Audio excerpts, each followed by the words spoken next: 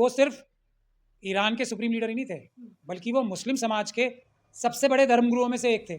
और जब उन्होंने अपनी शहादत दे दी तो अब तो वो अनडिस्प्यूटेड लीडर है पूरे मुस्लिम समाज के। भारत में 15% मुस्लिम समाज है। एलपीजी गैस की कोई कमी नहीं हुई है ऐसा बताया जा रहा है। तो हमारे साथ एडवोकेट महमूद प्राचा जी हैं जो इस पर बात रखेंगे। सर, कैसे देख रहे हैं कि ईरान का युद्ध हो रहा है और इजराइल जो है पीछे हटने को तैयार नहीं है, और इस बीच जो है हम गैस का संकट भुगत रहे हैं, एलपीजी गैस का, और जो कच्चा तेल है उसका भी संकट भुगत रहे हैं। लेकिन टीवी मीडिया दिखा रहा है कि ऐसा कोई संकट नहीं है, आप निश्चिंत रहिए। बेईमान लोग कभी शराफत का काम कर सकते हैं। जिनके डीएनए में बेईमानी घुस गई हो वो कभी शराफत का काम कर सकते हैं, अच्छा काम कर सकते हैं, सच बोल सकते हैं? नहीं।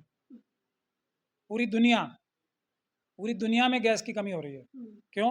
स्ट्रेट ऑफ हॉर्मुज ईरान ने बंद कर रखा है। कतर ने एलपीजी का प्रोडक्शन बंद कर दिया। सबसे ज़्यादा दुनिया में एलपीजी कतर नामक एक कंट्री है, शायद अगर इन्हें आरएसएस और बीजेपी वालों को पता हो, तो उसने एलपीजी का प्रोडक्शन बंद कर दिया है। ईरान, भारत ने जो मोदी जी ने बेंजामिन नेतन्याहू साहब के साथ जाके जो भी बात की होगी, लेकिन मैसेज तो बेंजामिन नेतन्याहू साहब ने ऐसा ही दे दिया कि मोदी जी मेरी जेब में है जी। तो उसकी वजह से ईरान की लीडरशिप भी मोदी जी से कितनी खुश होगी या नाराज़ होगी वो उनके स्पोक्स पर्सन बता ही रहे हैं।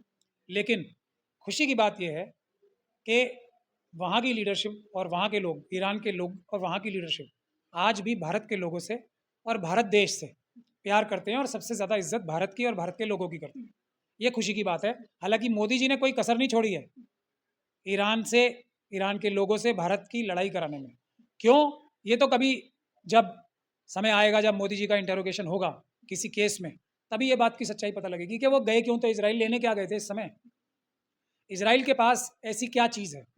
मोदी जी के जाने से पहले भी आयरन डोम को तो ध्वस्त कर दिया था ईरानियों ने पहले भी 8 डेज वॉर में, और ईरान से हाथ जोड़ के इजराइल ने माफ़ी मांग के पहले भी सीज फायर कराई थी।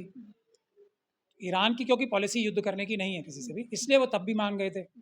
अब भी आप सबने देख लिया ना, इजराइल के पास सिर्फ झूठ और फरेब के अलावा, जायनिस्ट के पास सिर्फ झूठ और फरेब के अलावा, रिश्वतबाजी के अलावा, एप्स्टीन मानसिकता के अलावा, जिसमें छोटे छोटे बच्चे और बच्चियों को किडनैप करके रेप किया जाता है, बलात्कार किया जाता है, उनको काट के खाया जाता है, उनको मारा जाता है, उनकी बलि चढ़ाई जाती है, उनका खून निकाल के पिया जाता है।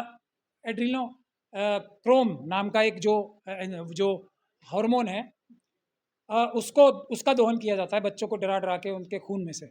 इसके अलावा तो इजराइल और बेंजामिन नेतन्याहू साहब के पास कुछ है नहीं।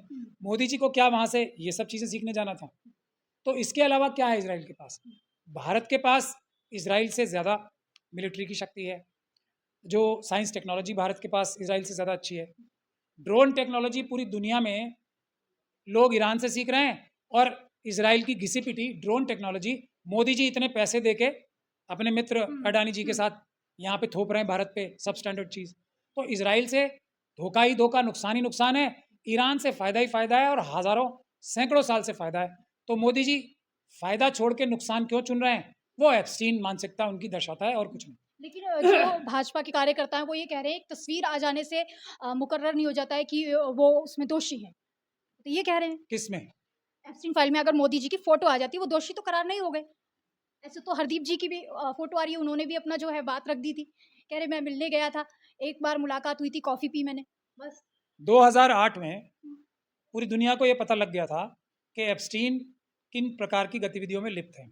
उनको सज़ा हो गई थी अमेरिकन कोर्ट से, बच्चों के साथ ये कार्य करते हुए। इसकी सज़ा हो गई थी 2008 में, जिसकी उन्होंने अपील तक नहीं की थी। मतलब उन्होंने अपना दोष स्वीकार करके प्ली बार्गेन करके सज़ा कम कराई थी। अब आप दुनिया में से कोई एक ऐसा व्यक्ति बता दीजिए जो ऐसे व्यक्ति से मिलना भी चाहेगा, उसकी शक्ल भी देखना चाहेगा, उससे फ़ोन पे भी बात करना चाहेगा, कॉफ़ी पीना तो दूर की बात है। वो वही व्यक्ति होगा जिसे उस प्रकार का कुछ कार्य होगा उससे, जिस प्रकार के कार्य करने में वो एक्सपर्ट थे। तो मोदी जी ने, हरदीप पुरी जी ने तो उनके साथ कॉफ़ी पी। फ़ोटो क्या आई मोदी जी की, नहीं आई, मैं उस पे जा ही नहीं रहा हूँ। उन्हें हरदीप पुरी जी को अपना मिनिस्टर ज़रूर बनाया, जो एप्स्टीन के साथ कॉफ़ी पी रहे थे। तो मोदी जी को क्या पसंद आई हरदीप पुरी जी में बात, कि ये एप्स्टीन के साथ इनके अच्छे प्रगाढ़ संबंध हैं। तो मोदी जी का भी इंटरेस्ट एप्स्टीन की गतिविधियों में हुआ या नहीं हुआ? ये है दुर्भाग्य की बात।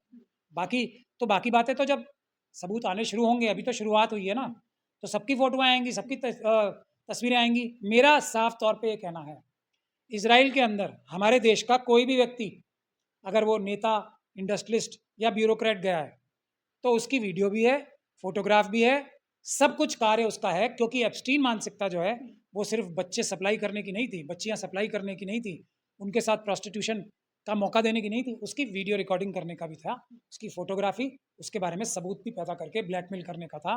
तो कोई भी व्यक्ति जो इजराइल गया है वो एप्स्टीन के चुंगल में है। इसके बारे में किसी को कोई शक और शुबा की गुंजाइश नहीं होनी चाहिए। मोदी जी तो अभी होके आए हैं वहाँ से। ईरान के सुप्रीम लीडर खामेनेई साहब को जब इस तरीके की शहादत दे दी गई, शिया मुसलमानों के द्वारा, सुन्नी भी सब एक हो गए। लेकिन पूरे भारत से सब लोग जो है सामने आ रहे थे, लेकिन जो मोदी भक्त हैं और मोदी जी, उन्होंने एक मैसेज और एक ट्वीट भी नहीं किया कि खामेनेई साहब की उस पे जो है बोल दें, लिख दें। लेकिन रूस जो है वो भी सामने आया, और भी देश हैं सामने आए, ईरान के साथ खड़े हुए हैं 135 देश। लेकिन यहाँ से भारत से जो है कोई किसी तरीके का मोदी जी ने जो प्रतिक्रिया नहीं दी। वो तो अभी तो नेतन्याहू साहब से मिलके आए कुछ घंटे पहले युद्ध से, तो इसीलिए तो मोदी जी पे सब लोग शक कर रहे हैं कि ये नेतन्याहू साहब के साथ किस प्रकार के संबंध हैं इनके, और उसका सबूत उन्होंने और भी दे दिया आगे।